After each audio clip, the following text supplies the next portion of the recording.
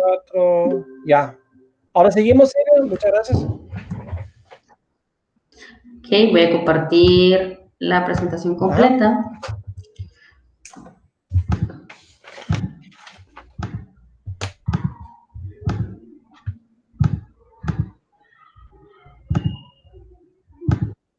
Coméntale con papá, es que paga el recibo de Telnor. Es easy. Bueno, dice. Lamentablemente es easy. Ok, entonces aquí teníamos que se puede observar el ejemplo que se había mencionado anteriormente, pero ya con la gráfica y las dos funciones f1 de t y f2 de t. Good. Muy bien. Ok. Tenemos el teorema de diferenciación. Si se deriva una función continua en el dominio de tiempo, entonces corresponde a la siguiente relación que tenemos aquí arriba, que puede ser simplificada si los valores iniciales son ceros. Esta es nuestra simplificación. A la n por la función en el dominio de Laplace, en S. Se tiene este primer ejemplo con el teorema de diferenciación para la primera derivada y para la segunda derivada. Y el segundo ejemplo de derivada del coseno. La función de coseno x de t igual a coseno omega t tiene la transformada de Laplace x de s igual a s sobre s cuadrada más omega cuadrada. Así como el valor inicial x de t igual a 0 igual a 1. Tenemos acá. La primera derivada de esta función del coseno es x de t igual a menos omega por seno de omega t.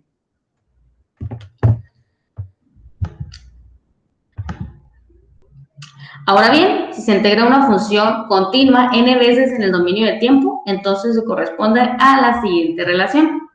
Laplace de la integral definida desde 0 a n de la función f de tau igual a 1 sobre s a la n por la función f de s. Para n igual a enteros positivos, como lo vemos de este lado. En el caso de la aplicación del teorema de convolución al producto 1 sobre s a la n, por f de s resulta la transformada de Laplace de la integral definida desde 0 a t de la función f1 de t menos tau a la n menos 1 entre n menos 1. Factorial. Todo esto multiplicado por f de tau. El primer ejemplo de este teorema de integración para n igual a menos 1, donde se tiene la transformada de Laplace de la integral definida desde 0 a t de la función f de tau igual a 1 sobre s por f de s. Tenemos acá. Y en el segundo ejemplo se tiene la integración del escalón unitario. El escalón unitario x de t tiene la transformada de Laplace x de s igual a 1 sobre s. Y la integral del escalón unitario resulta en el dominio de frecuencia 1 sobre s por x es igual a 1 sobre s al cuadrado. Después, la transformación inversa al dominio de tiempo se recibe la rampa unitaria, dado como resultado t. Ya tiene la Laplace inverso. Con los teoremas de valor límite que tenemos aquí, se puede realizar el cálculo de valores de límite en el dominio de tiempo con la función de imagen en el dominio de frecuencia. El teorema de valor inicial, el valor de la función de tiempo f de t para t igual a 0 se determina mediante la función de imagen correspondiente, dándonos como resultado el límite de s por f de s cuando s tiende al infinito. Mientras que el teorema del valor final, el valor de la función del tiempo f de t para t que tiende al infinito, se determina mediante la función de imagen correspondiente resultando en el límite de s por f de s cuando s tiende a 0. Son necesarios los teoremas de valor límite para el cálculo de magnitudes estacionarias del sistema de control. La importancia del teorema de valor final se da en el cálculo de la variable de error restante e cuando t tiende al infinito. Cabe resaltar que solo se puede aplicar el teorema de valor final si existe el valor final de la función de tiempo. El siguiente subtema es la función de transferencia. La función de transferencia de un sistema escrito mediante una ecuación diferencial lineal e invariante con el tiempo se define como el cociente entre la transformada de Laplace de la salida, que es la función de la respuesta, y la transformada de Laplace de la entrada, que sería la función de excitación, bajo suposición de que todas las condiciones iniciales son cero. Se considera un sistema lineal e invariante en el tiempo que se describe mediante la ecuación diferencial que podemos ver aquí, que sería ANY a la N más AN menos 1 a Y a la menos 1 más, bueno, para este caso, pues tenemos toda esa función que define para los casos en que N sea mayor o igual que M. Entonces tenemos que la mayor derivada N define el orden del sistema y representa la cantidad de los acumuladores de energía. En este caso tenemos Y igual a F1 de T, que es la función de salida, y X es igual a F2 de T, que es la función de entrada del sistema. Es entonces que la función de transferencia resulta por el cociente de la salida y el cociente de la entrada, como tenemos aquí. El resultado n de s es el polinomio denominador y d de s el polinomio del denominador de la función de transferencia g de s. Los cocientes de las ecuaciones diferencial y de la función de transferencia son idénticos y son los únicos de que depende g de s ahora. La función de transferencia ya no depende de las señales de entrada ni de salida. La salida del sistema resulta entonces y de s igual a g de s por x de s, si hacemos este despeje aquí.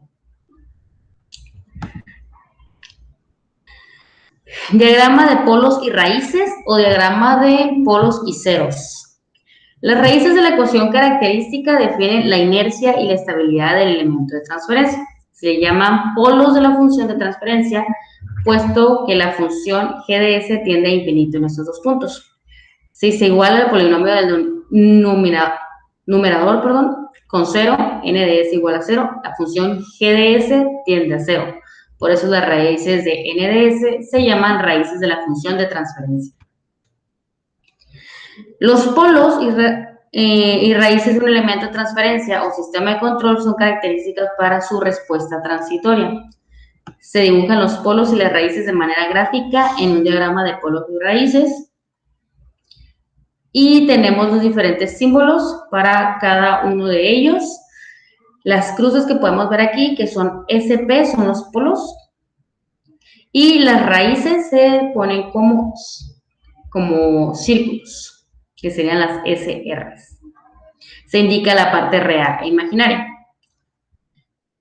Esta ilustración muestra los polos y raíces de la función de transferencia g de s que tenemos aquí, de s cuadrado más 3s menos 4.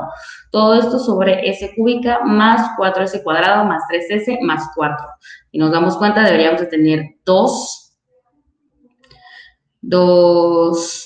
valores para este lado porque tenemos una s al cuadrado y debemos de tener 3 valores para el denominador porque tenemos una s cúbica. Y sí, así lo tenemos.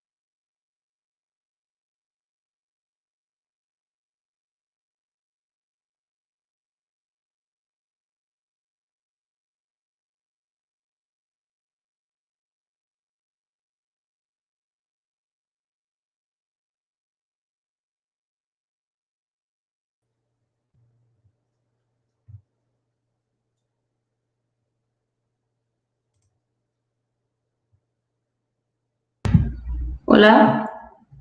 Sí, volví, ahora fui yo. Disculpa. No, no hay problema. Solamente que estoy esperando la conexión del IVCam. No aparece su imagen. Me aparece así. Ya volví, Silvia. Y ya lo veo. ¿Me escucha? Sí, Ok. sigamos. Ok.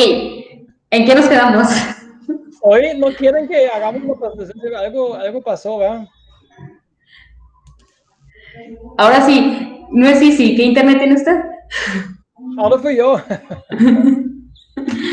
Conseguimos, Silvia. Acá. ¿En qué diapositiva nos quedamos? Ahí está bien, sí, ahí está bien. ¿Ahí está bien? Ok. El problema es que ya no sé cómo regresar a esa presentación. A ver, ok, me dice sí, sí se pasa. Ok. Entonces, pues de nuevo tenemos este diagrama de polos y raíces, que también le llamamos polos y ceros. Como comentaba, las raíces de la ecuación característica definen la inercia y la estabilidad del elemento de transferencia. Se le llaman polos a las funciones de transferencia, puesto que la función g de s tiende a infinito en estos puntos. Y si se iguala el polinomio del numerador con ceros, n de s igual a 0, la función g de s tiende a 0. Por eso las raíces n de s se le llaman raíces de la función de transferencia. Entonces, estas en realidad son características para la respuesta transitoria y se dibuja en este diagrama como lo podemos ver aquí, teniendo que las crucecitas simbolizan los polos y las raíces se simbolizan con estos círculos S de R.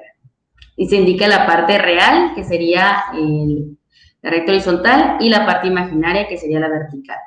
En este diagrama podemos ver los polos y raíces, o los polos y ceros, de la función de transferencia g de s que está aquí arriba. Es s al cuadrado más 3s menos 4.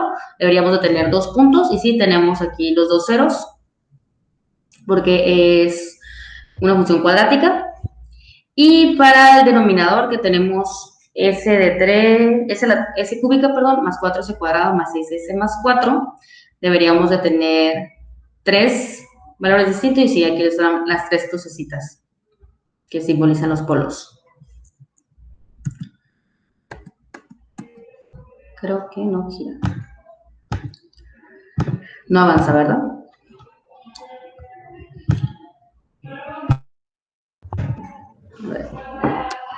Como que se fue la presentación.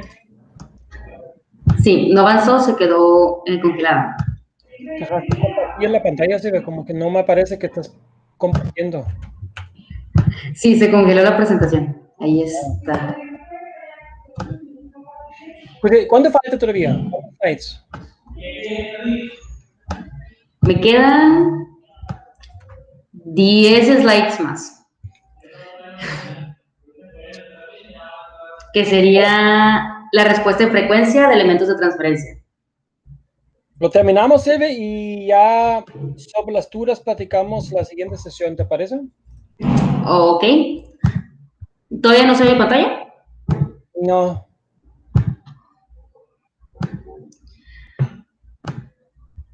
¿Qué probabilidad de que venga presencialmente a mis presentaciones?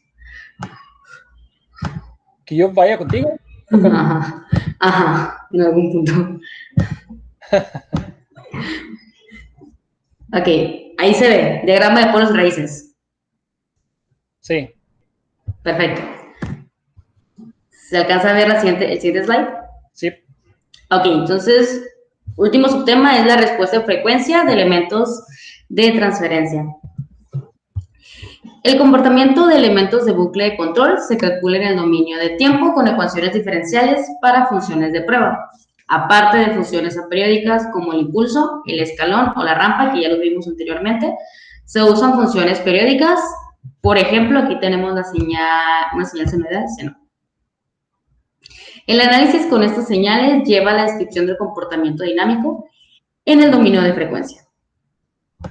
El residuo RDS se forma por los polos de la función de transferencia GDS, que estamos viendo acá, ¿Qué son las raíces de eso? Se tiene que la respuesta de frecuencia es el eje imaginario de G, J omega de la función de transferencia de un sistema lineal e invariante del tiempo, en el tiempo. La respuesta de frecuencia se puede derivar de la función de transferencia. FJ omega igual a G de S, donde S es igual a J omega. Igual se puede añadir un valor real al argumento imaginario de la respuesta de frecuencia FJ omega. Así, el argumento resulta complejo. S igual a sigma más J omega. Tenemos aquí abajo. Y la respuesta en frecuencia se vuelve a la función de transferencia G de S igual a F sigma de F de sigma más J omega. Entonces, la respuesta en frecuencia y la función de transferencia tienen la misma estructura, como se muestra en esta ilustración de aquí. Un ejemplo sería que se tenga la función de transferencia G de S, esta de aquí.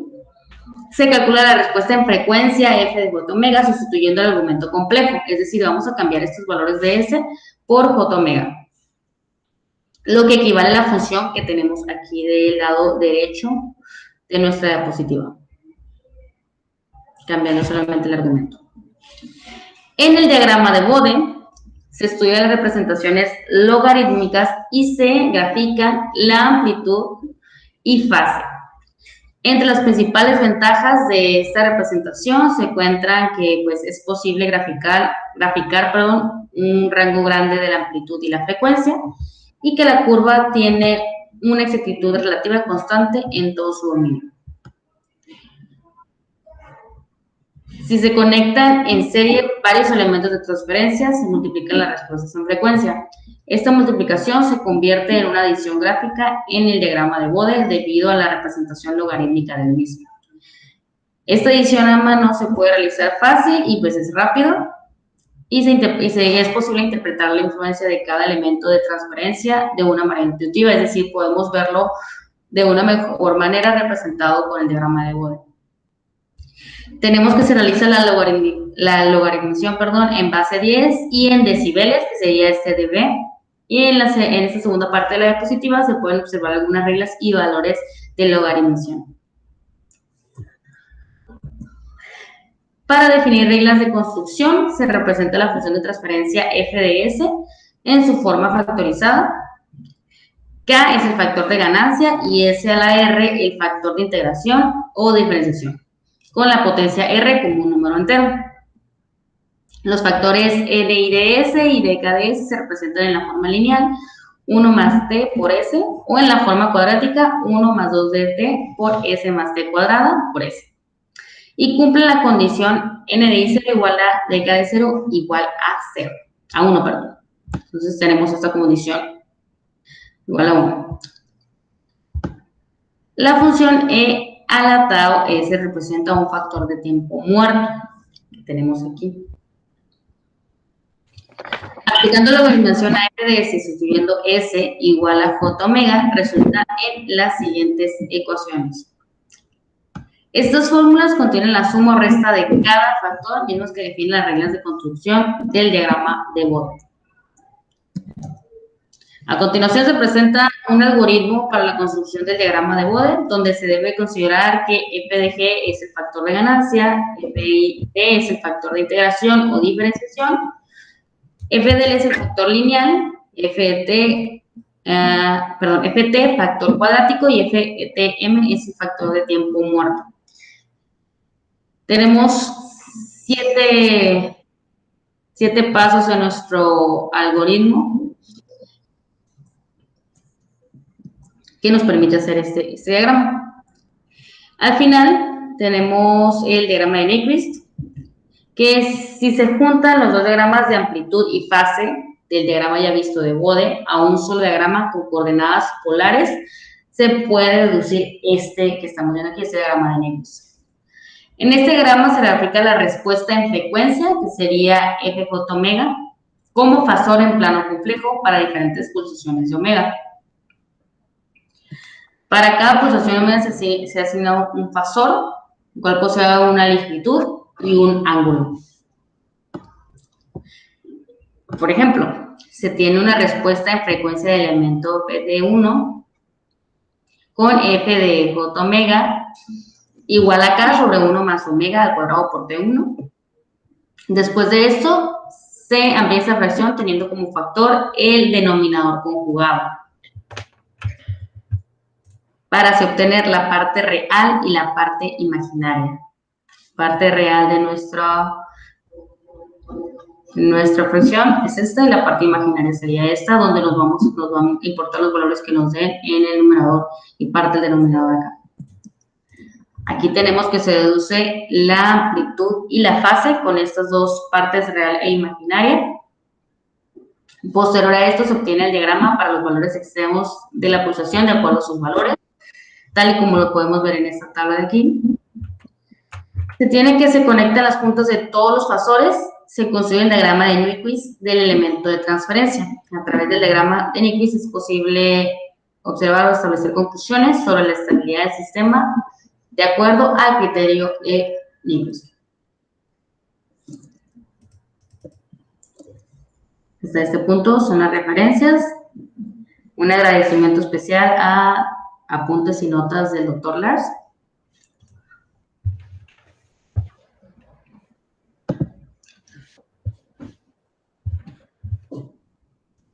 Y listo.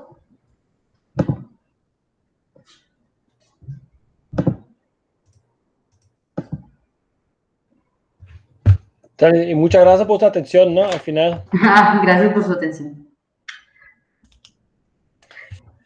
Pues sí, tengo muchas preguntas también sobre la vez pasada, pero como digo, mejor lo vemos la otra sesión. Para ahora voy a ya terminar la grabación.